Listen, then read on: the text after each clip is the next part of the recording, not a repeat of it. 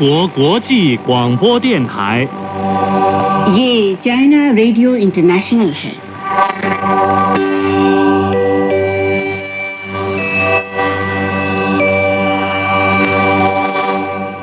नमस्कार, ये China radio international है। श्रोता दोस्तों, अब हमारा हिंदी कार्यक्रम आरंभ होता है। आज के इस कार्यक्रम में समाचारों के बाद चीनी कहानी कार्यक्रम के तहत चीन की नीति कथाएं और चीनी उपन्यास पश्चिम की तीर्थ यात्रा प्रस्तुत किए जाएंगे। अंत में होगा रोजमर्रा की चीनी भाषा। अब सुनिए आज के मुख्य समाचार। श्रेष्ठ परंपरागत संस्कृति पर चीनी राष्ट्रपति शी जिनपिंग के कथन। ब्रिक्स देशों के राष्ट्रीय सुरक्षा सलाहकारों की 16वीं बैठक में भाग लेंगे वांग यी। चीनी विदेश मंत्रालय ने कहा, सच्चाई छिपा रही है जापानी दक्षिणपंथी ताकतें। अब आप दिव्या पांडे से सुनिए आज के पूरे समाचार।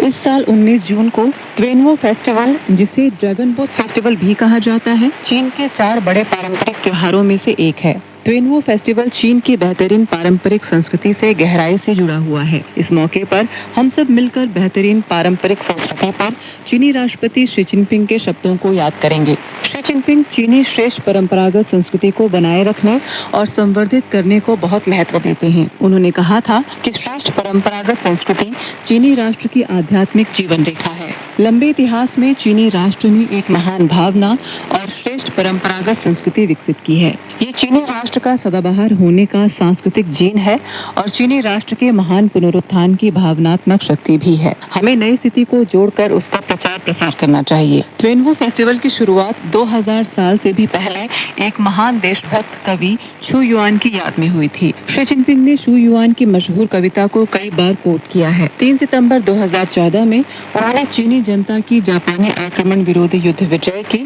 69वीं वर्षगांठ पर शू युआन के शब्दों को कोट करके चीनी लोगों की बहादुरी की तारीफ की कि योद्धा ईमानदार, पराक्रमी, रणकुशल और प्रतिबद्ध होते हैं, जिन पर हमला नहीं किया जा सकता। चाहे लड़ाई में जीवन न्यौछावर हो जाए, उनकी भावना शाश्वत रहेगी। चीनी विदेश मंत्रालय के प्रवक्ता लिन चेन ने 18 जून को घोषणा की कि भारतीय राष्ट्रीय सुरक्षा सलाहकार अजीत डोभाल के निमंत्रण पर सीपीसी केंद्रीय कमेटी के पोलित ब्यूरो के सदस्य और केंद्रीय वैदेशिक मामले कार्यालय के निदेशक वांग यी 22 से 23 जून तक भारत में आयोजित होने वाली ब्रिक्स देशों के राष्ट्रीय सुरक्षा सलाहकारों की 16वीं बैठक में भाग लेंगे। इस बैठक पर संबंधित सवाल के जवाब में प्रवक्ता ने कहा कि चीनी पक्ष ब्रिक्स के सदस्य देशों के साथ वर्तमान अंतर्राष्ट्रीय सुरक्षा स्थिति, महत्वपूर्ण अंतर्राष्ट्रीय व क्षेत्रीय मुद्दों, परंपरागत तथा गैर परंपरागत सुरक्षा चुनौतियों के निपटारे के तालमेल पर रायों का आदान प्रदान करेगा, ताकि इस सितंबर में होने वाले ब्रिक्स शिखर सम्मेलन के लिए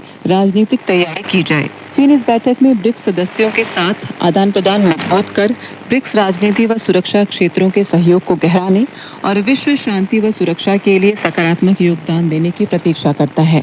अमेरिका और ईरान के बीच पहले चरण के समझौता ज्ञापन पर हस्ताक्षर तनाव कम करने और युद्ध विराम की गति को मजबूत करने के लिए सकारात्मक महत्व रखते हैं। चीन इसका स्वागत करता है। 18 जून को आयोजित चीनी विदेश मंत्रालय के नियमित संवाददाता सम्मेलन में संबंधित सवाल का जवाब देते हुए प्रवक्ता ने ये बात कही। प्रवक्ता ने ये उम्मीद प्रकट की कि अमेरिका और ईरान सहित विभिन्न संबंधित पक्ष समझौतों की भावना का पालन करेंगे और अपनी प्रतिबद्धताओं को ईमानदारी से निभाएंगे। बल प्रयोग से समस्या का समाधान नहीं हो सकता। निष्पक्ष वार्ता ही सही रास्ता है। चीन को उम्मीद है कि अमेरिका और ईरान दोनों ही वार्ता के दूसरे चरण के प्रति तर्कसंगत और व्यावहारिक दृष्टिकोण अपनाएंगे, एक दूसरे के साथ मिलकर काम करेंगे और वार्ता के अगले चरण में सकारात्मक परिणाम प्राप्त करने के लिए प्रयासरत रहेंगे।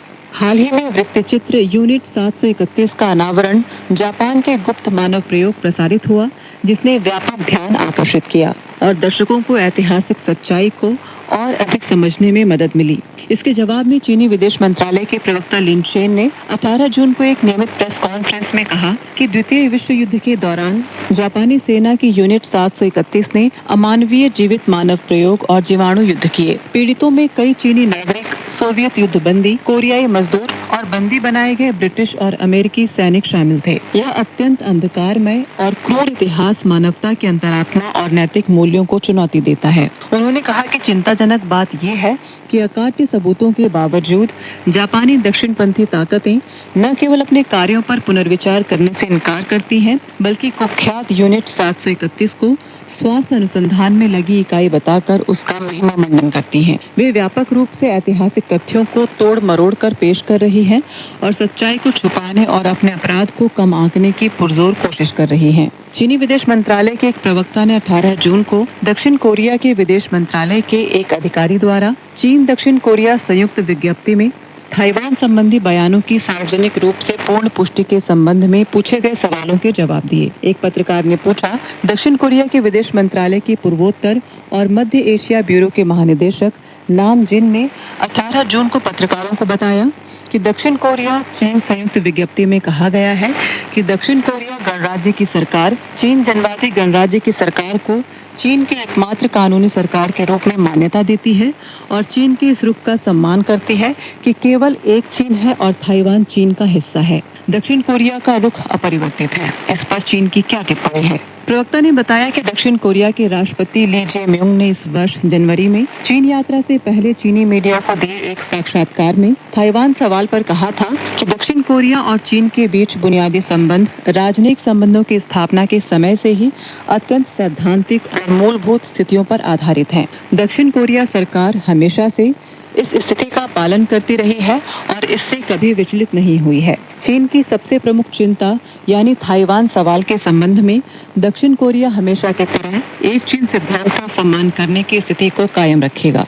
लगभग 160 देशों और अंतर्राष्ट्रीय संगठनों से मिले त्वरित समर्थन और प्रतिक्रिया से लेकर 60 से अधिक देशों के उत्साहपूर्वक वैश्विक शासन मित्र समूह में शामिल होने और चीन का दौरा करने वाले कई विदेशी नेताओं द्वारा इसके कार्यान्वयन की हालिया प्रशंसा और पूर्ण समर्थन तक चीन द्वारा प्रस्तुत वैश्विक शासन पहल ने सितंबर 2025 में अपनी स्थापना के बाद से इतनी उच्च लोकप्रियता क्यों प्राप्त की है? वर्तमान में अंतर्राष्ट्रीय स्थिति द्वितीय विश्व युद्ध के बाद से सबसे जटिल और गहन परिवर्तनों से गुजर रही है। एक तरफावाद और प्रभुत्ववाद गंभीर नुकसान पहुंचा रहे हैं। वैश्वीकरण का विरोध और संरक्षणवाद बढ़ रहे हैं। जलवायु परिवर्तन, डिजिटल विभाजन और कृत्रिम बुद्धिमत्ता के दुरुपयोग का खतरा मंडरा रहा है। इसी महत्वपूर्ण क्षण में चीनी राष्ट्रपति शी जिनपिंग ने सितंबर 2025 में वैश्विक शासन पहल का प्रस्ताव रखा, जिसमें 5 मुख्य अवधारणाओं की वकालत की गई। संप्रभु समानता को बनाए रखना, अंतर्राष्ट्रीय कानून के शासन का पालन करना,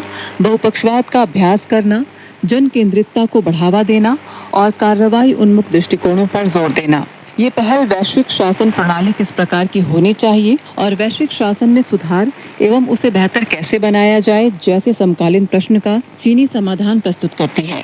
चीन में निवेश करने वाली बहुराष्ट्रीय कंपनियों के लिए अगला कदम नवाचार, सतत विकास, गहन सहयोग और साझा समृद्धि में निहित है। 17 जून को संपन्न हुए बहुराष्ट्रीय निगम नेताओं के 7वें छिंगताओ शिखर सम्मेलन में चीन डेनमार्क चैम्बर ऑफ कॉमर्स के संस्थापक अध्यक्ष और ट्रेटन ग्रुप के संस्थापक और सीईओ साइमन लिचटेनबर्ग ने यह बात कही। उपस्थित बहुराष्ट्रीय कंपनियों ने चीन का वर्णन करने के लिए अपरिहार्य शब्द का प्रयोग किया। उनका मानना है कि वे चीनी भागीदारों के बिना काम नहीं कर सकते, चाहे वे अपनी स्थानीय उपस्थिति को मजबूत कर रहे हों, अपने निवेश का विस्तार कर रहे हों या वैश्विक स्तर पर जा रहे हों।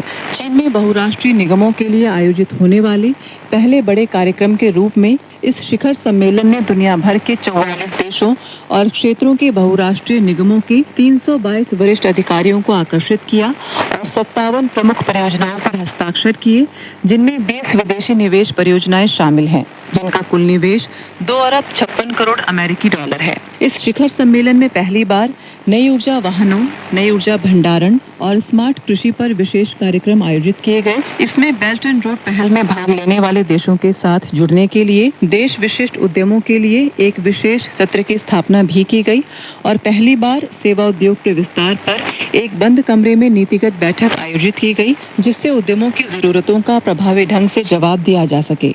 संयुक्त राष्ट्र स्थित चीन के स्थायी प्रतिनिधि फू त्सोंग ने 18 जून को गाजा में मानवीय स्थिति पर सुरक्षा परिषद की एक आपातकालीन खुली बैठक में भाषण देते हुए गाजा में एक स्थायी और वास्तविक युद्ध विराम का आह्वान किया।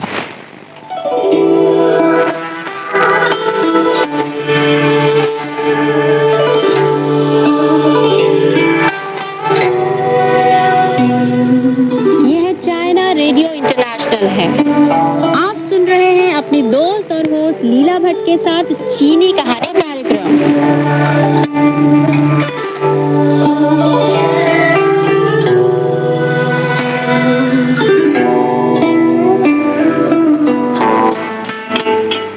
यह चाइना रेडियो इंटरनेशनल है। श्रोता दोस्तों को आपकी दोस्त और होस्ट लीला भट्ट का प्यार भरा नमस्कार। चीनी कहानी कार्यक्रम में आप सभी का बेहद स्वागत है। आज के इस कार्यक्रम में मैं आपके लिए लाई हूँ दार्शनिक स्थलों से जुड़ी कथा। हम कहानी के माध्यम से चलेंगे मध्य दक्षिण चीन के आनहुई प्रांत में स्थित हुआंगशान पर्वत पर।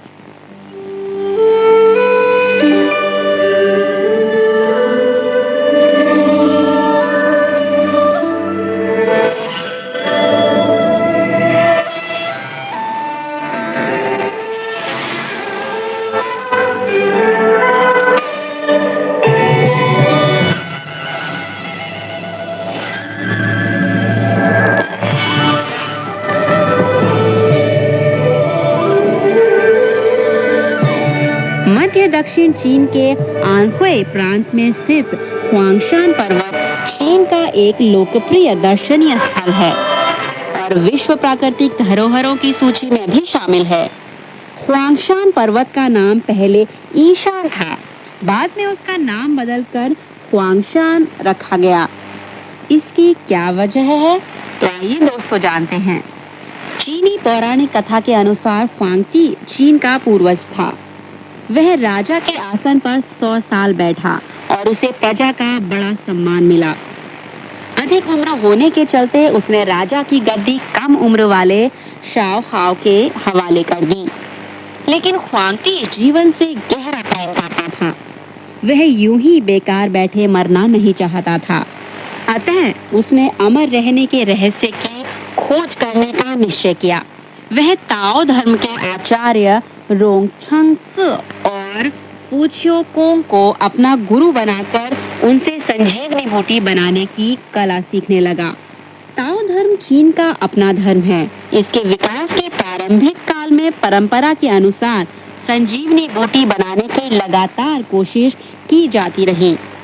संजीवनी बनाने के लिए एक शांत और सुंदर पहाड़ी क्षेत्र चुनना आवश्यक था। जीवन शक्ति से ओतप्रोत स्थल में बूटी तैयार की जा सकती थी। इसलिए हुआंगती अपने दोनों गुरुओं के साथ ऐसी जगह की खोज करने लगा। उन्होंने कई पहाड़ों और नदियों को पार कर देश का कोना कोना छान मारा। अंत में मध्य दक्षिण चीन के ईशान पहाड़ पर आ पहुंचे। इस पहाड़ में बहुत सी ऊंची ऊंची पर्वत चोटियां हैं जो आकाश से बातें करती हुई जान पड़ती हैं। चोटियों के बीच सफेद बादल रेशमी कपड़े की भांति तैरते हुए प्रतीत होते हैं। घाटियां गहरी और सीधी हैं। पहाड़ी में कोहरा फैला रहता है। इस प्रकार के प्राकृतिक सौंदर्य को देखकर हुआंगती एकदम मोहित हो गया और वे तीनों इस जगह को संजीवनी बूटी बनाने की जगह मानने लगे। वे ईशान में बसकर रोज लकड़ी काटने, जड़ी बूटी तोड़ने तथा खनिज खोजने में जुटे रहे और संजीवनी बूटी बनाने की कोशिश करते रहे। कहा जाता था कि संजीवनी बनाने के लिए उसे 9 बार तेज आंच में गर्म करना होता था। यह एक अत्यंत कठोर और लंबा काम था, लेकिन इस चुनौती के सामने भी हुआंगती का संकल्प नहीं डिगा। लगातार 480 साल के अथक प्रयास के बाद चमकदार स्वर्णिम बूटी आखिरकार तैयार हो गई। एक बूटी के सेवन से हुआंगती को अनुभव हुआ कि उसका शरीर बिल्कुल हल्का हो चुका है और वह पक्षी की तरह हवा में उड़ने में सक्षम हो गया। हुआंगती के सफेद बाल पुनः काले हो गए, लेकिन बुढ़ापे के कारण उसकी त्वचा में जो झुर्रियां पड़ी थी वह खत्म नहीं हुई। उसी दौरान एक पहाड़ी की दरार से अचानक लाल रंग का गर्म फव्वारा फूट पड़ा। पानी गर्म गर्म और सुगंधित था, जिसमें से महक वाली भाप उठ रही थी। हुआंगती के गुरु फूचियो कोंग ने हुआंगती को लाल रंग के पानी में नहाने को कहा और हुआंगती 7 दिन इसी पानी में रहा। उसकी पुरानी त्वचा पानी के बहाव के साथ चली गई उसकी जगह नई त्वचा आ गई। वह देखने में बहुत जवान और तरोताजा हो गया। उसमें नव जीवन का संचार हो गया और वह मौत से मुक्त होने वाला देवता बन गया। चूंकि ईशान ख्वांगती की संजीवनी खाकर देवता बनने की जगह था, इसलिए उसका नाम भी बदलकर ख्वांगशान हो गया।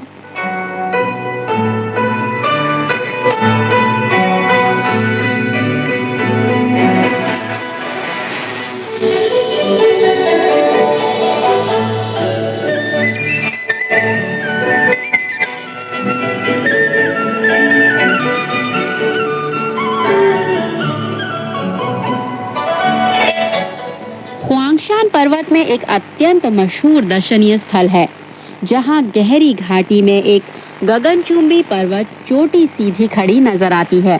पर्वत चोटी का सीधा खड़ा भाग गोलाकार, पतला और सीधा है, जो देखने में एक कलम जैसा लगता है। चोटी का सबसे ऊपरी हिस्सा सुपारी सा लगता है। पूर्वी पर्वत चोटी परंपरागत चीनी ब्रश वाले कलम सरीखी मालूम होती है। चोटी पर एक प्राचीन देवदार का पेड़ है। दूर से देखने में लगता है मानो एक विराट कलम पर एक फूल खिला हो। इसलिए इस पर्वत चोटी का नाम पड़ा कलम का पुष्प। कलम का पुष्प पर्वत के बारे में एक रुचिकर कथा प्रचलित है। कहते हैं कि चीन के थांग राजवंश के महान कवि ली पाई ने एक रात सपने में देखा कि वह हवा के एक झोंके के साथ समुद्र में खड़े एक देव पहाड़ पर आ पहुंचा है। समुद्री पहाड़ बादलों के धुंध में झांक रहा है। पहाड़ पर फूल पौधों की बहार है। कुदरती सुमन से मोहित होकर ली पाई ऐसा डूबा कि इसी क्षण में एक विराट ब्रश का कलम समुद्री जल राशि में से निकलकर सीधा खड़ा हो गया, जैसा एक पत्थर का डंडा सीधा खड़ा हुआ हो। ली पाई ने सोचा कि काश मैं इसी प्रकार के एक विराट कलम का स्वामी बनूं, तो मैं विशाल धरती को स्याही पात्र बनाऊं, समुद्री जल राशि की स्याही ले लूं, नीले आकाश को कागज के रूप में इस्तेमाल करूं और कुदरत के सभी सौंदर्यों को काव्य में बदल लूं। ली पाई अपनी कल्पना में घूम रहा था कि अनायास अनूठे संगीत की सुरीली धुन सुनाई देने लगी। इस विराट कलम के मुंह से पंचरंगी रोशनी निकली। वहां लाल रंग का एक खूबसूरत फूल खिल उठा। फूल वाली कलम ली पाई की ओर उड़ते हुए निकट आ रही थी। कलम को निकट आते आते देख ली पाई ने हाथ बढ़ाकर उसे पकड़ना चाहा। अभी उसकी उंगली कलम को छूने को ही थी कि उसका सपना टूट गया और फूल की कलम अदृश्य हो गई। सपने से जागने के बाद ली पाई ने फूल की कलम वाली जगह पहचानने की लाख कोशिश की, पर उसे सफलता नहीं मिली। वह देश के विभिन्न मशहूर पहाड़ों और नदियों का दौरा करने निकला और फूल की कलम वाला स्थान ढूंढता रहा। अंत में ली पाई ख्वांगशान पर्वत आया। पर्वत घाटी में सीधी खड़ी उस कलम रूपी चोटी को देखकर ली पाई के मुंह से यह शब्द निकला, वाह, यह वही फूल की कलम है जो मैंने सपने में देखी थी। कहते हैं कि फूल की कलम वाला पर्वत देखने के बाद ली पाई की कविताओं में नई ताजगी आ गई। उसके कलम से तमाम मशहूर कविताएं निकली।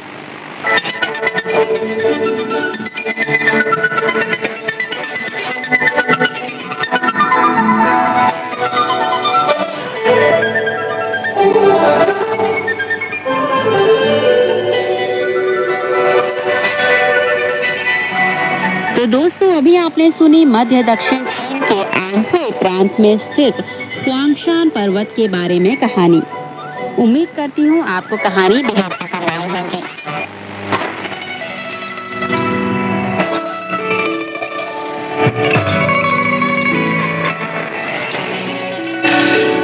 तो आइए दोस्तों, सुनते हैं अब एक और कहानी। मैं आपको सुनाऊंगी कहावतों से जुड़ी एक कथा, जिसका शीर्षक है 5 मन चावल के लिए न झुकना। इसे चीनी भाषा में पुवे ऊ तो मी ज़ेयाओ कहा जाता है, इसमें ऊतोमी का अर्थ है 5 मन चावल, जबकि जयाओ का अर्थ है कमर झुकना। तो दोस्तों आइए सुनते हैं कहानी।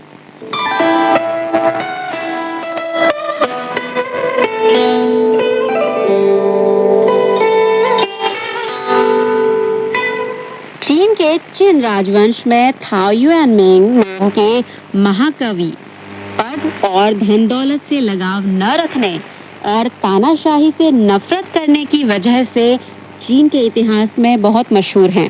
थाओ युआन मिंग का जन्म सन 365 में हुआ था। उनके दौर में चीन डामाडोल स्थिति से गुजर रहा था और लोगों का जीवन बहुत मुश्किल में था। सन 405 के शरद में अपने परिवार का खर्च चलाने के लिए थाओ युआन मिंग घर से कुछ दूर फैंगसी काउंटी में जिलाधीश के पद पर काम करने गए। उसी साल सर्दियों में उसके ऊपर वाले विभाग से फैंगसी काउंटी के निरीक्षण के लिए एक अधिकारी भेजा गया। यह अधिकारी बड़ा घमंडी था और उसने वहां पहुंचते ही जिलाधीश को बुलावे के लिए आदमी भेजा। खबर पाकर थाओ युआन मिंग को इस अधिकारी के इस प्रकार के अधिकार के दुरुपयोग और दुर्व्यवहार से नफरत हुई। हालांकि उसे अधिकारी से मिलने जाना पड़ा।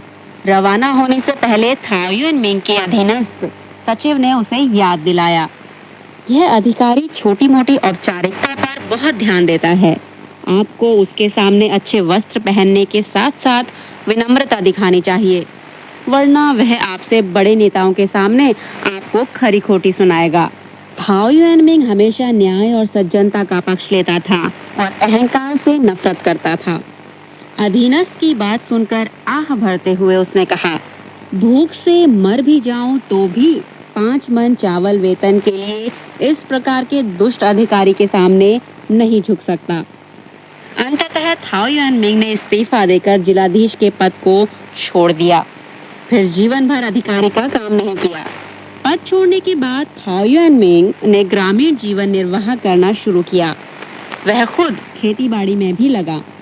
गांव में रहने के दौरान उसने बड़ी संख्या में कई सुंदर कविताएं लिखी, जिनमें गांव के प्राकृतिक सौंदर्य, श्रम और कृषकों के जीवन का मोहक वर्णन किया गया है और ग्रामीण जीवन पर उनके अनुभव चर्चित हुए। उनकी कई कविताएं चीन के काव्य इतिहास में महत्वपूर्ण स्थान रखती हैं और आज तक भी लोगों की जुबान पर है। उदाहरण के लिए खेतीबाड़ी पर अपना अनुभव व्यक्त करते हुए लिखी यह कविता, गुलदावरी का फूल तोड़ा है पूर्वी बाड़े की क्यारी से, दूर से सुमन दिखा है दक्षिणी पर्वत की तलहटी में। किसानों के कड़े परिश्रम के वर्णन में लिखी यह कविता, दाल की खेती हुई दक्षिणी पहाड़ के नीचे, घास का बाला बाला है, दाल के पौधे नगण्य। गांव का जीवन मनमोहक भी था, दूभर और कठिन भी। अकाल पड़ने पर किसानों की मेहनत बेकार हो जाती थी। बुढ़ापे में थाओ युआन मिंग का जीवन बहुत मुश्किल से बीतने लगा और घर में एक बार लगी आग ने उसका घर बर्बाद कर दिया। 62 साल की उम्र में वे इस दुनिया से चल बसे। थाओ युआन मिंग ने अपने अनुभवों के आधार पर जिन कविताओं और लेखों का सृजन किया, उससे उसकी असाधारण प्रतिभा और सृजनशीलता का पता चलता है। खासकर प्राकृतिक दृश्यों को लेकर जो कविताएं लिखी गई, उनसे स्नेह और सौहार्द भाव प्रकट हुआ, जो हमेशा पाठकों को मोहित करती हैं। कविताओं के अलावा थाओ युआन मिंग ने कई निबंध भी लिखे, जिनमें आड़ू पुष्प ग्रह शीर्षक निबंध चीन के साहित्य इतिहास में विशेष महत्व रखता है। लेख में एक सुंदर रोमांचक काल्पनिक समाज का चित्रण किया गया था, जहां न युद्ध, न गड़बड़ी, न राजा मंत्री, न ऊंच नीच, न लगान बेगार और न द्वेष शत्रुता हो, जहां सभी लोग सुख चैन से रहते हों और आपस में मेल मिलाप और शिष्टाचार के व्यवहार करते हों। इस प्रकार का सुंदर काल्पनिक समाज प्राचीन चीनियों के मन का आदर्श समाज बना और वह आड़ू के पुष्प ग्रह के नाम से जाना जाता रहा। तो दोस्तों, अभी आपने 5 मन चावल के वेतन के लिए न झुकने की कहानी सुनी। इसे चीनी भाषा में पू वै ऊतोमी चुयाओ कहा जाता है। इसमें ऊतोमी का अर्थ है 5 मन चावल जबकि ख्या का अर्थ है कमर झुकना। यह कहानी उत्तरवर्ती काल में प्राचीन चीनी बुद्धिजीवियों के लिए लोकाचार की एक आदर्श मिसाल बनी। तो दोस्तों, आज का चीनी कहानी कार्यक्रम का यह अंक यहीं समाप्त होता है। उम्मीद करती हूँ आपको कहानी पसंद आई होगी। अगले अंक में फिर होगी आपसे मुलाकात ऐसी ही एक रोमांचक कहानी के साथ। तब तक हंसते रहिए, मुस्कुराते रहिए, रखिए अपना ध्यान और दीजिए अपनी दोस्त और होस्ट लीला भट्ट को इजाजत। नमस्कार, बाय बाय, चाय चिया।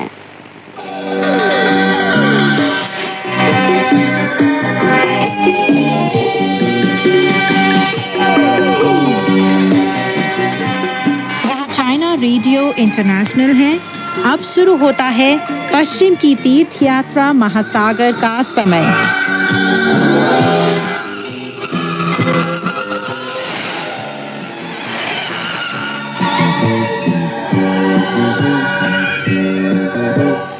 नमस्कार दोस्तों, पश्चिम की तीर्थ यात्रा सुप्रसिद्ध चीनी उपन्यास लेकर हाजिर हूँ मैं, मैत्री शर्मा।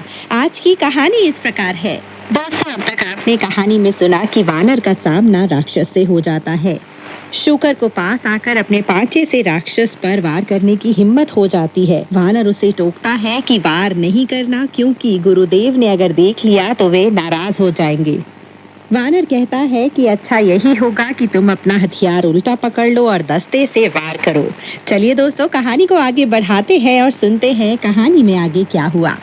मूर्ख शूकर ने तब अपने पांचे का दस्ता उठाकर राक्षस को पीटना शुरू कर दिया और वानर उसकी सूंड पकड़कर उसे आगे की तरफ घसीटता रहा। हाथी पालकों की तरह धकेलते हुए दोनों उस राक्षस को पर्वत की तलहटी में ले गए, जहां सान चांग दूर से उन दोनों के शोरगुल के साथ अपनी ओर आते हुए उन्हें देख रहा था। उसने भिक्षु रेतात्मा से कहा, उखुन अपने साथ किसे ला रहा है? भिक्षु रेतात्मा ने उनकी ओर देखा और जवाब दिया, गुरुदेव, हमारा बड़ा भाई एक प्रेतात्मा की नकेल पकड़कर उसे यहाँ ला रहा है। सान चांग बोला, वाह, कितनी मजेदार बात है। शाबाश शाबाश, कितना विशाल प्रेतात्मा है यह, कितनी लंबी नाक है इसकी। आओ उससे पूछते हैं, क्या वह हमें खुशी खुशी पर्वत को पार करवाने के लिए तैयार है? अगर वह तैयार है तो उसे मारना मत। अब क्या था, सान चांग का आदेश मिलते ही भिक्षु रेतात्मा तेजी से दौड़ता हुआ फौरन उनके पास जा पहुंचा और जोर से चिल्लाया, गुरुदेव कहते हैं कि अगर वह राक्षस उन्हें पर्वत पार कराने को तैयार है तो उसे मारा ना जाए। जैसे ही राक्षस ने यह सुना, उसने घुटने टेक दिए और वादा किया कि वह इसके लिए तैयार है। वानर ने जवाब दिया, मेरे गुरुदेव और सभी शिष्य उदार लोग हैं। हम तुम्हारी विनती मानते हैं और तुम्हारी जिंदगी बख्शने के लिए तैयार हैं। फौरन पालकी ले आओ। अगर तुमने फिर एक बार अपना वादा तोड़ा तो हम तुम्हें फिर से पकड़ लेंगे और जिंदा नहीं छोड़ेंगे। अब क्या था, मुक्त होने के बाद राक्षस ने दंडवत प्रणाम किया और वहां से चला गया। वानर और शूकर ने थांग महाभिक्षु को सारी आप बीती कह सुनाई। शूकर को बड़ी शर्म महसूस हुई। वह अपने गीले कपड़े उतारकर धूप में सुखाने के लिए ढलान पर चढ़ गया। सभी लोग पालकी का इंतजार करते रहे। दूसरी ओर दूसरा दानव सरदार कांपता और लड़खड़ाता हुआ कंदरा में लौट गया।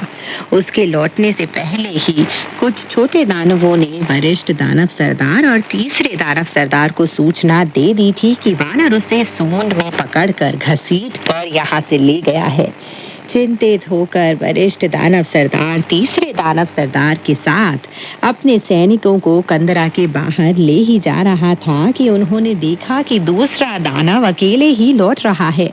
अंदर जाकर जब उन्होंने दूसरे दानव सरदार से पूछा कि उसे मुक्त क्यों कर दिया गया है, तो उसने सान चांग की दयालुता और सदाशयता के बारे में सब कुछ बता दिया। वे चुपचाप एक दूसरे को देखते रहे। दूसरे दानव सरदार ने कहा, बड़े भैया, क्या हम सान चांग को पर्वत पार करवाएंगे? वरिष्ठ दानव सरदार बोला, तुम क्यों ऐसा कहते हो भैया? नवदीक्षित सुन एक ऐसा वानर है जो बहुत दयालु और न्याय प्रिय है। जब वह मेरे पेट में था उस समय अगर वह मुझे मार डालना चाहता तो जरूर मार सकता था, पर उसने ऐसा नहीं किया। तुम्हारी भी उसने सूंड पकड़ी थी। वह तुम्हें घसीटकर हमेशा के लिए ले जा सकता था, लेकिन मुक्त करने से इनकार नहीं किया उसने, और केवल तुम्हारी सूंड की चमड़ी ही नोची थी और तुम उससे भी डर हो उठे थे। इन भिक्षुओं को पर्वत पार कराने के लिए तैयार हो जाओ। अब क्या था, इतना सब सुनकर तीसरे दानव सरदार ने मुस्कुराकर कहा, अच्छा अच्छा, बहुत अच्छा। भैया, जिस ढंग से तुम लोग बातें कर रहे हो उससे ऐसा लगता है कि तुम थांग महाभिक्षु को यहाँ से नहीं जाने देना चाहते। अगर तुम उसे पर्वत पार नहीं कराना चाहते तो हम दोनों करवा देंगे। तीसरा दानव सरदार फिर से एक बार मुस्कुराया और बोला, बड़े भैया, अगर ये भिक्षु हमसे पर्वत पार कराने का अनुरोध किए बिना ही चुपचाप उस पार चले जाते तो शायद ज्यादा भाग्यशाली होते। हमसे अनुरोध करने के कारण ये लोग हमारे उस व्यूह में फंस गए हैं, जैसे हमने बाघ को पर्वत से नीचे उतारने का प्रलोभन देने के लिए रचा है। वरिष्ठ दानव सरदार ने पूछा, बाघ को पर्वत से नीचे उतारने का प्रलोभन देने से तुम्हारा क्या मतलब है? तीसरे दानव सरदार ने अपनी बात जारी रखी, इसका मतलब है कि हमें अपनी कंदरा के सभी दानवों को बुला भेजना होगा। 10,000 दानवों में से 1,000 को चुन लेना होगा, फिर उन 1,000 दानवों में से 100 को चुन लेना होगा, और तब उन 100 दानवों में से 16 और 30 को चुन लेना होगा। इस पर वरिष्ठ दानव सरदार ने पूछा, तुम 16 और 30 दानवों को क्यों चुनना चाहते हो? तीसरे दानव सरदार ने जवाब दिया, ये 30 दानव अच्छे रसोइये होने चाहिए। उन्हें बेहतरीन चावल और आटा, बांस की कोपले, चाय, पहाड़ी कुकुरमुत्ता, खुम्बी, बीन, पनीर और लासा दे दो। उन्हें 7 से 10 कोस आगे एक छप्पर डालने और थांग महाभिक्षु के लिए भोजन तैयार करने के लिए भेजना होगा। उसके बाद वरिष्ठ दानव सरदार ने पूछा, और 16 दानवों को तुम किस काम पर लगाना चाहते हो? तीसरा दानव सरदार बोला, 8 लोग तो पालकी उठाएंगे और बाकी 8 शोर मचाकर रास्ता साफ करते जाएंगे। हम सब भाई यात्रा के एक निश्चित पड़ाव तक साथ जाएंगे। यहाँ से पश्चिम की ओर को 150 कोस की दूरी पर मेरा नगर है, जहाँ हमारी योजना पूरी करने के लिए मेरे पास भारी संख्या में सैनिक हैं। जब वे लोग इस नगर की प्राचीर के पास पहुँचेंगे तो हम अपना काम शुरू कर देंगे। थांग महाभिक्षु और उसके शिष्य आपस में एक दूसरे की मदद नहीं कर पाएंगे। हम थांग महाभिक्षु को पकड़ पाएंगे या नहीं, यह पूरी तरह उन 16 दानवों पर निर्भर होगा। अब क्या था, यह सब सुनकर वरिष्ठ दानव सरदार बहुत खुश हो गया। ऐसा लग रहा था मानो उसका नशा उतर गया हो या सपना टूट गया हो। वह बोला, बहुत खूब, बहुत खूब। फिर उसने दानवों को इकट्ठा किया, 30 दानवों को चुनकर उन्हें खाने का सामान दे दिया और 16 दानवों को पालकी उठाने के लिए चुन लिया गया। प्रस्थान करने से पहले वरिष्ठ दानव सरदार ने शेष दानवों को हिदायत दी, तुम में से कोई भी व्यक्ति पर्वत पर नहीं जाएगा। नवदीक्षित सुन एक बहुत ही सावधान वानर है। अगर उसने तुम में से किसी को आसपास के इलाके में देख लिया तो उसे शक हो जाएगा और वह हमारी चाल को समझ जाएगा। अब क्या था, इसके बाद वरिष्ठ दानव सरदार वहां पहुंचकर जोर से बोला, थांग महोदय, आज का दिन अशुभ नहीं है, इसलिए कृपया सीधे पर्वत के इस ओर आ जाइए। आवाज सुनकर सांजांग ने पूछा, यह कौन है जो मुझे पुकार रहा है? उखुन, वानर ने जवाब दिया, ये वही दानव है जिसे मैं हरा चुका हूँ।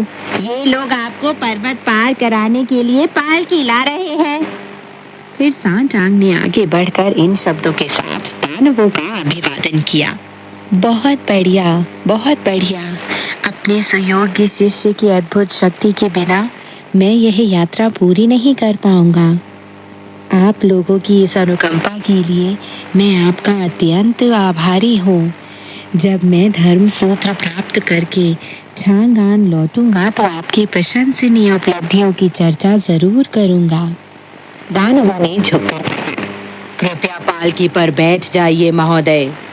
वानर ने ज्यादा बारीकी से छानबीन नहीं की और गुरुदेव की राय पर ही चलता रहा। उसने शूकर से कहा कि वह अस्पाप घोड़े पर लाद दे और भिक्षु रेतात्मा के साथ गुरुदेव के बिल्कुल करीब रहे। वह खुद लौह दंड से रास्ता साफ करने लगा। 8 दानवों ने पालकी उठा ली और 8 अन्य दानव शोर मचाकर रास्ता साफ करते रहे। तीनों दानव सरदार पालकी के बांसों के बीच संतुलन कायम करते रहे। सांचांग खुश होकर पालकी पर सीधा बैठा रहा और पालकी मुख्य रास्ते से पर्वत को पार करने लगी।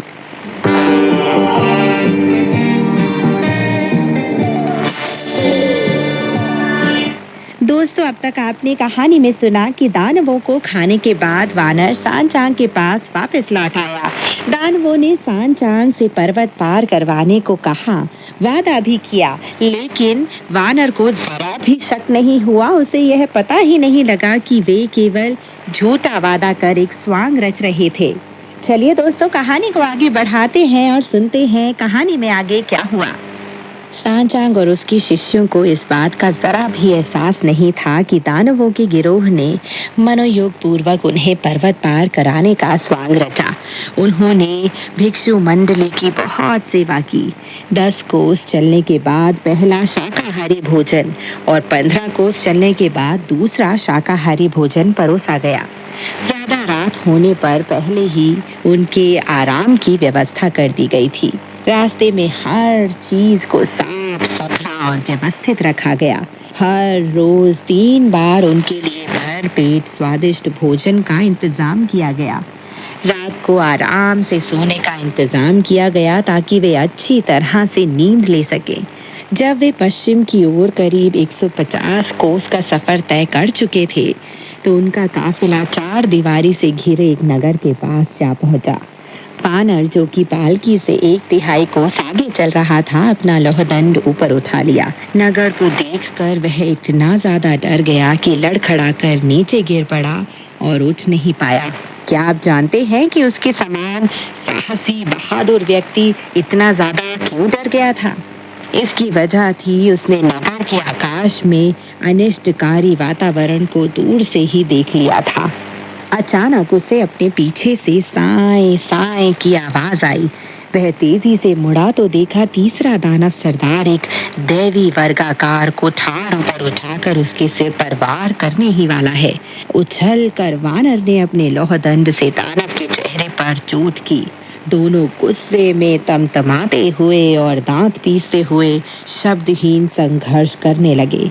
तभी वानर ने देखा कि वरिष्ठ दानव सरदार आदेश दे रहा है और अपनी फौलादी तलवार उठाकर शूकर पर चोट करने वाला है। शूकर ने घोड़े को आगे जाने दिया और फुर्ती से अपना पांचा उठाकर पूरी शक्ति से आक्रमण किया। इस बीच दूसरे दानव सरदार ने भी भिक्षु रेतात्मा पर धावा बोल दिया। भिक्षु रेतात्मा ने उसके वार को अपने दानव दमनकारी दंड से रोक लिया।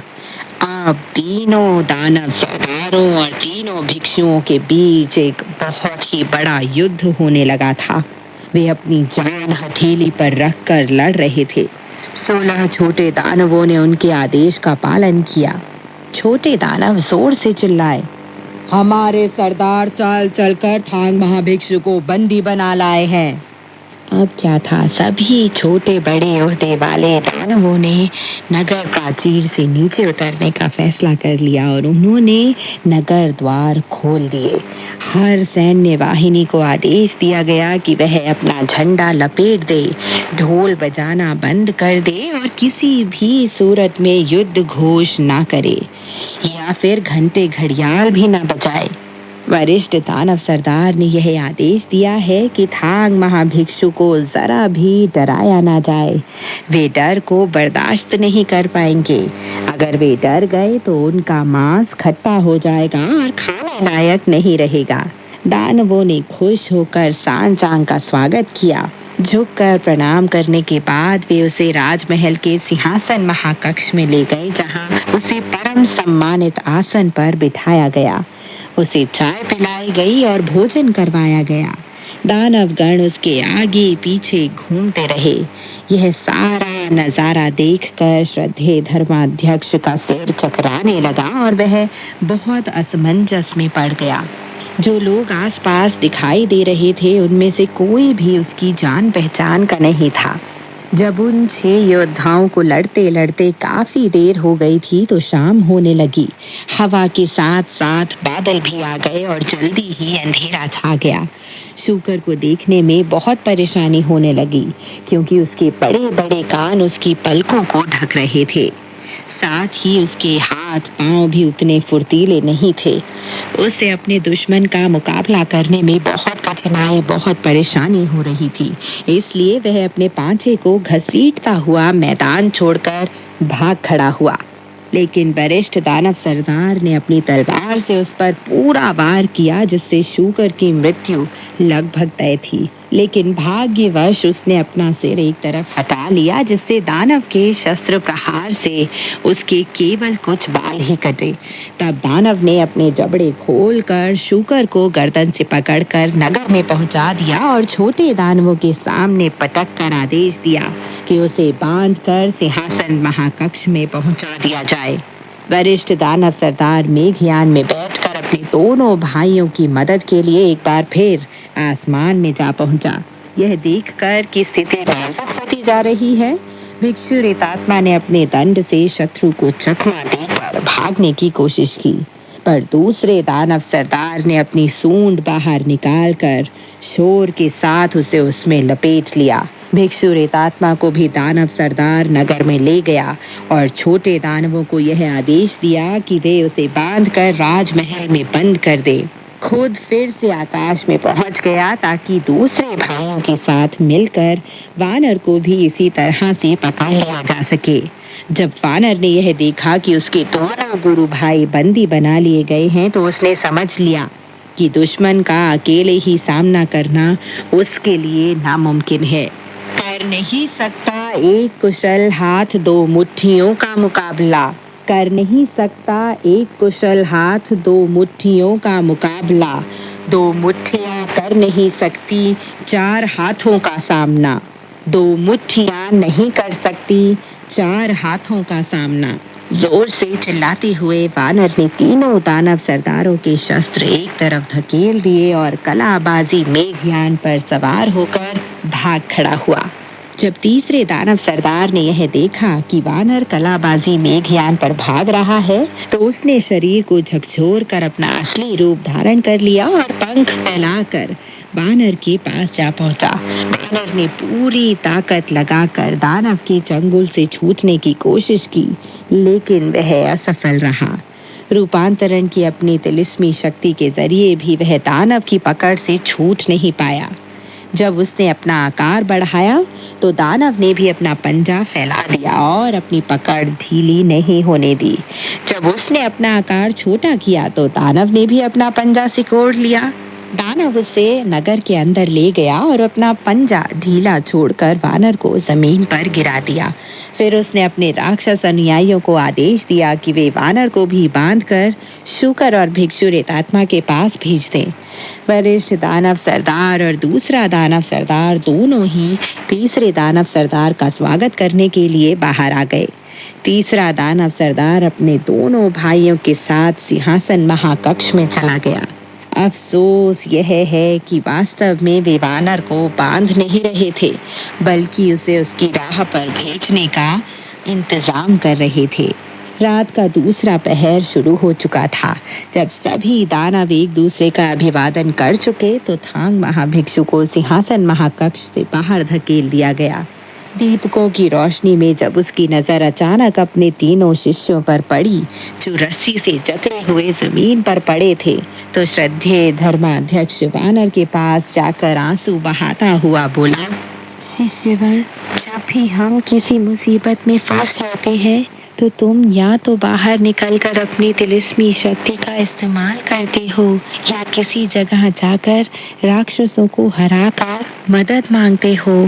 आज तुम खुद भी बंदी बना लिए गए हो। ऐसी हालत में भला मेरे जैसे भिक्षु की जान कैसे बच सकती है? अब क्या था, जब शूकर और भिक्षुक ने अपने गुरु का विलाप सुना तो वे भी जोर जोर से रोने लगे। वानर ने हल्की सी मुस्कुराहट के साथ सांत्वना दी। गुरुदेव, चिंता मत कीजिए। भैया, तुम दोनों मत रो। ये दानव चाहे कुछ भी करे, हमें नुकसान नहीं पहुंचा सकेंगे। जब दानव सरदार आराम कर रहे होंगे और सो रहे होंगे तो हम भी अपनी राह चल देंगे।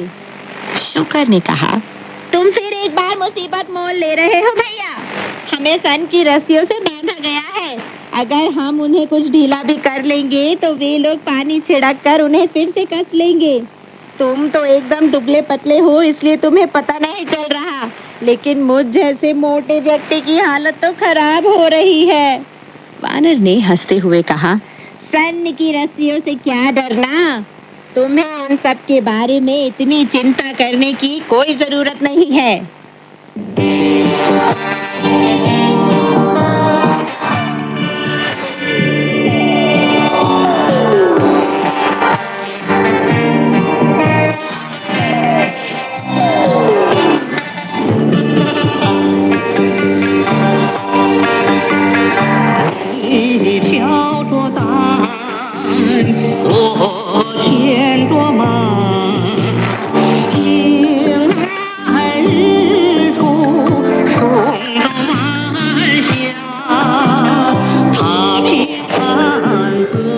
तुम्हारे कंधे पर है पोटली, मेरे हाथों में घोड़े की लगाम। आगे चलते हैं हम पश्चिम की ओर, सूर्यास्त से सूर्योदय तक। रास्ते में मुकाबला करते हैं दैत्यों और दानवों के साथ। फिर आगे चलते हैं हम पश्चिम की ओर, साल दर साल करते हैं पवित्र यात्रा बड़े साहस के साथ पश्चिम की ओर।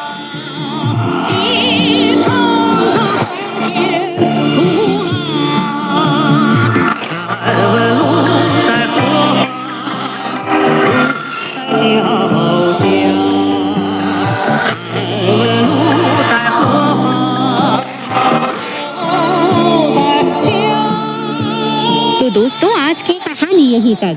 आगे की कहानी लेकर मैं मैत्री शर्मा फिर हाजिर होंगी। तब तक के लिए नमस्कार, बाय बाय।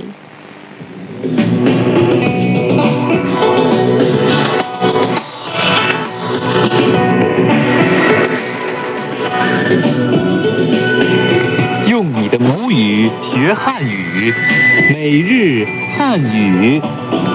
मातृभाषा में चीनी सीखें रोजमर्रा की चीनी भाषा। 用你的母语学汉语，每日汉语。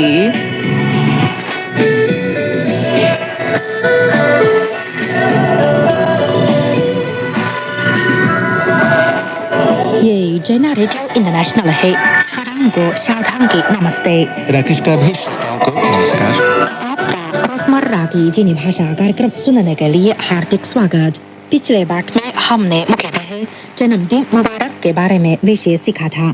तो आइए अब आज का पाठ सीखें। कल्पना कीजिए, आप एक पार्टी में हैं और अंधेरा हो गया है और आप वापस जाना चाहते हैं।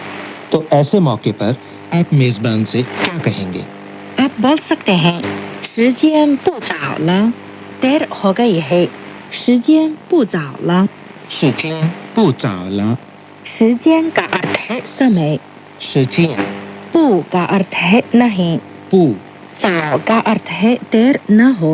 早 ल एक क्रियाभाव शब्द है जो वाक्य के अंत में जोड़ा जाता है, जिसका कोई ठोस अर्थ नहीं है।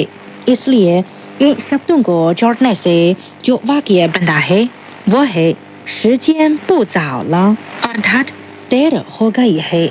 时间不早了， इसके बाद आप संभवतः यह कहना चाहते हो कि 我们该走了, इसका अर्थ है हमें चलना चाहिए। 我们该走了， 我们 का अर्थ है हम, 我们 该 का अर्थ है चाहिए, 该 走 का अर्थ है चलना। 走 यहाँ ल एक क्रियाभाव शब्द है जो वाक्य के अंत में जोड़ा जाता है। 了， अब ये वाक्य सुनिए, 我们该走了。我们该走了， जिसका अर्थ है अब हमें चलना चाहिए। अच्छा, आइए इसके बारे में एक बातचीत सुनिए।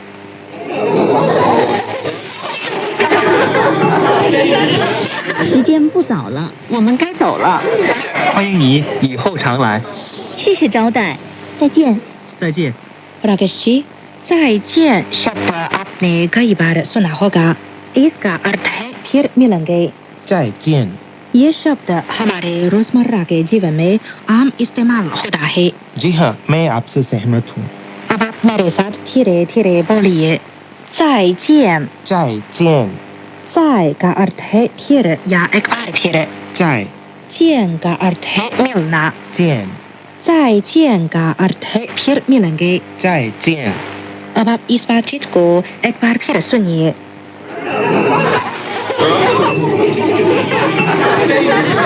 时间不早了，我们该走了。欢迎你以后常来。谢谢招待，再见。再见。 शाओथांग जी, मैं अपने मित्र को भारत वापस नहीं लौटने देना चाहता। मुझे उसकी याद आएगी। वो मेरे सबसे अच्छे मित्रों में से एक है। राकेश जी, मुझे विश्वास है कि आप दोनों जल्द ही फिर मिलेंगे। मुझे विश्वास है कि बीजिंग आकर वो अवश्य ही बहुत खुश हुआ होगा। अच्छा, चीनी भाषा में अपना ख्याल रखना कैसे कहें? आप कह सकते हैं तो पाओ जोंग। तो पाओ चोंग, तो का अर्थ है ज्यादा या खूब। तो पाओ जोंग का अर्थ है ख्याल रखना। पाओ चोंग, तो पाओ जोंग का अर्थ है खूब ख्याल रखना। तो पाओ चोंग, या आप ये भी कह सकते हैं पाओ जोंग, ख्याल रखें। पाओ चोंग। इस तरह कहना तो सरल है। तो अब सुनिए वास्तविक जीवन में लोग कैसे बोलते हैं। 我们回去了，我送送你们。多保重。 शाओथांग जी, मैं ये भी जानना चाहता हूँ कि संपर्क में रहें या संपर्क रखें चीनी भाषा में कैसे कहें? आप कह सकते हैं 保持联系। 保持联系，保持का अर्थ है रखना। 保持联系का अर्थ है संपर्क। 联系， संपर्क में रहें या संपर्क रखें। 保持联系。保持联系。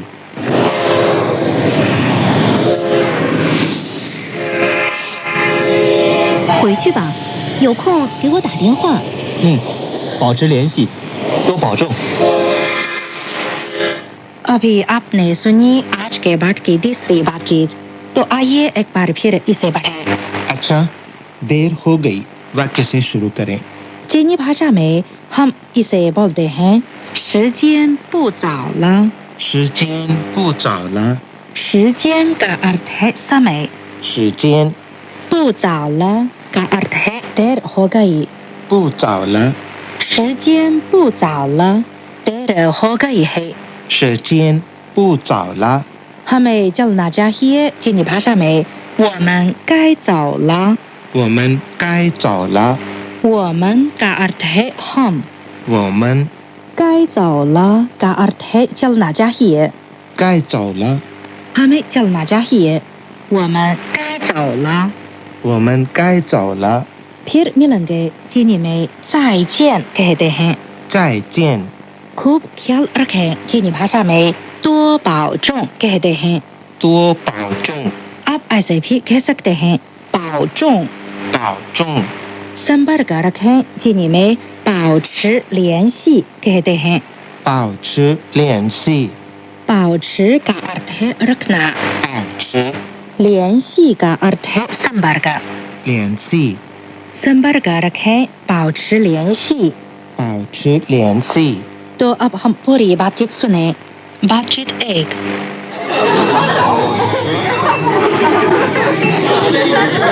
时间不早了，我们该走了。欢迎你以后常来。谢谢招待，再见。再见。 बातचीत 2। 我们回去了，我送送你们。多保重。 बातचीत 3।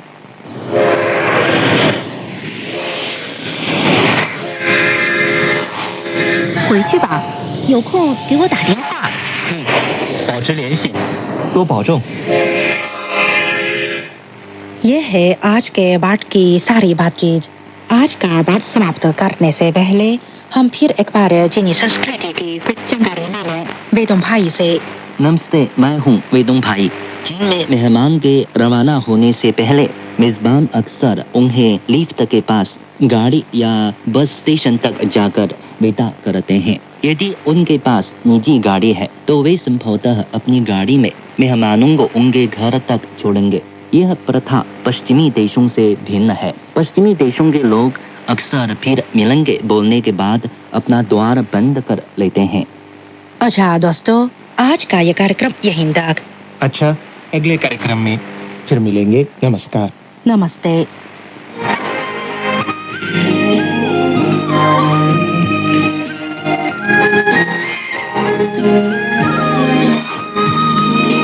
CGTN हिंदी सेवा रोजाना 5 कार्यक्रम प्रसारित करती है। हमारा पहला कार्यक्रम भारतीय समय के अनुसार सुबह 8:30 से 9:30 बजे तक, दूसरा कार्यक्रम संध्या के 6:30 से 7:30 बजे तक, तीसरा कार्यक्रम रात के 8:30 से 9:30 बजे तक, चौथा कार्यक्रम रात के 9:30 से 10:30 बजे तक और पांचवा कार्यक्रम रात के 10:30 से 11:30 बजे तक प्रसारित होता है। कार्यक्रमों के मीटर बैंड इस प्रकार है: सुबह 8:30 से 9:30 बजे 13,720 किलोहर्ट्ज, शाम 6:30 से 7:30 बजे 9,635 किलोहर्ट्ज, रात 8:30 से 9:30 बजे तक 7,225 किलोहर्ट्ज, रात 9:30 से 10:30 बजे 7,395 किलोहर्ट्ज, रात 10:30 से 11:30 बजे 1,269 किलोहर्ट्ज। अब इंटरनेट पर CGTN की हिंदी वेबसाइट भी खुली हुई है। इसे देखने के लिए हम आपका हार्दिक स्वागत करते हैं। हमारे वेबसाइट का पता है hindi.cgtn.com।